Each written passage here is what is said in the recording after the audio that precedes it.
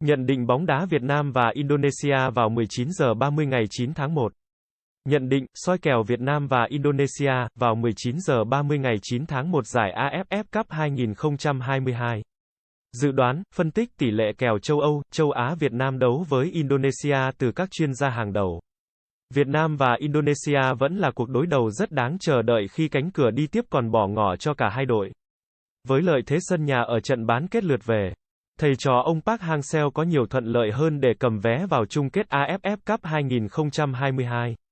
Một lần nữa Indonesia lại cho thấy họ thực sự là khắc tinh của Việt Nam tại giải vô địch Đông Nam Á, trận bán kết lượt đi AFF Cup 2022 trên sân Bung Karno hôm mùng 6 tháng 1 vừa qua, dù được đánh giá cao hơn nhưng Việt Nam vẫn chỉ có được kết quả hòa sau 90 phút tranh tài.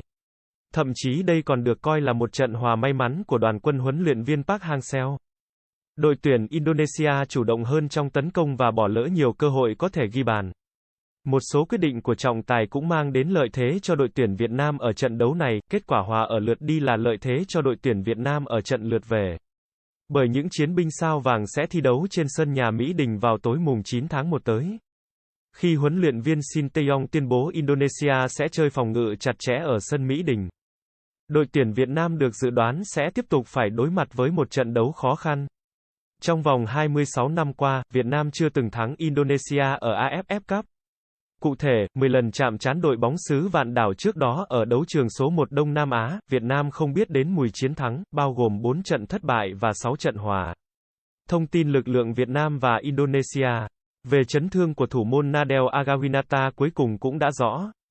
Người gác đền này đã chơi đủ 90 phút trong trận bán kết lượt đi và không có dấu hiệu nào cho thấy dư âm của chấn thương trước đó. Theo thông tin từ truyền thông Indonesia, huấn luyện viên Shin Tae-yong có đầy đủ tinh binh trong chuyến hành quân đến sân Mỹ Đình. Đối với đội tuyển Việt Nam, dù bị săm soi nhiều sau những pha vào bóng quyết liệt hơn mức cần thiết nhưng đến nay, Văn Hậu chưa bị thẻ phạt nào. Còn Văn Thanh và Hùng Dũng đã bị nhận một thẻ vàng trong chuyến làm khách ở trận bán kết lượt đi vừa qua.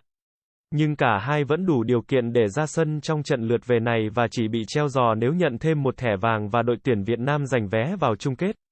Nói cách khác, cả hai đội tuyển Việt Nam vẫn đội tuyển Indonesia đều bảo toàn được lực lượng mạnh nhất cho đến thời điểm này. Đó là thông tin tích cực để hy vọng vào một trận cầu chất lượng. Phong độ gần đây Việt Nam và Indonesia thực tế cho thấy đoàn quân của ông Park Hang-seo không gặp nhiều thử thách ở vòng đấu bảng nhưng đã đối mặt với khó khăn lớn khi đối đầu với Indonesia ở bán kết. Càng đi sâu, độ khó cho các trận đấu đối với đội tuyển Việt Nam càng tăng. Tuy vậy đội tuyển Việt Nam vẫn giữ được phong độ ổn định. Đến thời điểm này, đội tuyển chúng ta là đội duy nhất chưa để thủng lưới bàn nào. Trong hành trình vừa qua, các học trò của ông Park Hang-seo đã đối mặt với những đội bóng có hàng công khá sắc sảo như Singapore, Malaysia và kể cả Indonesia. Sự vững chãi của hệ thống phòng ngự, đặc biệt là thủ môn Văn Lâm, cùng với chút may mắn giúp cho đội tuyển Việt Nam tiếp tục kéo dài chuỗi bất bại ở AFF Cup 2022 lên con số 5. Đối với đội tuyển Indonesia cũng thể hiện phong độ đáng gờm. Họ cũng phải đối đầu với những đối thủ mạnh, đương kim vô địch hoặc ứng cử viên vô địch như Philippines, Thái Lan và đội tuyển Việt Nam nhưng đã thể hiện được bản lĩnh, năng lực chuyên môn của một ứng cử viên cho chiếc cúp. Giống như đội tuyển Việt Nam, đội tuyển Indonesia cũng đang bất bại với 3 trận thắng, 2 trận hòa ở AFF Cup 2022. Đây không phải là kết quả bất ngờ bởi trước đó, trong hành trình chuẩn bị, Indonesia đã đánh bại Curaçao ở cả hai trận giao hữu, đối thủ mà đội tuyển Việt Nam từng để hòa ở King Cup sau 90 phút chính thức. Tại Bung Karno, Indonesia đã từ bỏ lối chơi phòng ngự số đông để tấn công nhằm hướng đến một trận thắng nhưng bất thành. Có thể giải thích cho thiên hướng chiến thuật này của ông Shin Tae-yong là họ có điểm tựa sân nhà. Khán giả nhà nên sự tự tin, mạnh dạn trong lối đá cũng là điều dễ hiểu. Nhưng ở trận lượt về, Indonesia phải làm khách.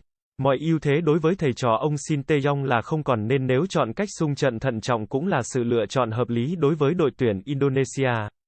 Nhìn tổng thể, đây là một trận đấu dự báo sẽ khó khăn với đội tuyển Việt Nam khi Indonesia là đối thủ rất mạnh. Nhưng với điểm tựa sân nhà cùng với chút may mắn, niềm tin để thầy trò ông Park Hang-seo giành vé vào bán kết là khá sáng. Đội hình dự kiến Việt Nam và Indonesia. Đội tuyển Việt Nam gồm Văn Lâm, Văn Thanh, Duy Mạnh, Ngọc Hải, Tiến Dũng, Văn Hậu, Hùng Dũng, Hoàng Đức, Quang Hải, Văn Đức, Tiến Linh. Đội tuyển Indonesia gồm Nadel, Rizky, Ahmad, Sayuri, Marcelino, Ahan, Irianto, Asnawi, Fetcher Radang. Clock Dandy. Dự đoán tỷ số, Việt Nam 0 Indonesia 0, Việt Nam thắng 1-0 trong hiệp phụ. Dự đoán của tôi kết quả Việt Nam và Indonesia, 1-0. Cảm ơn bạn đã theo dõi kênh Bóng Đá 38. Hãy đăng ký và ủng hộ kênh để không bỏ lỡ những video hấp dẫn.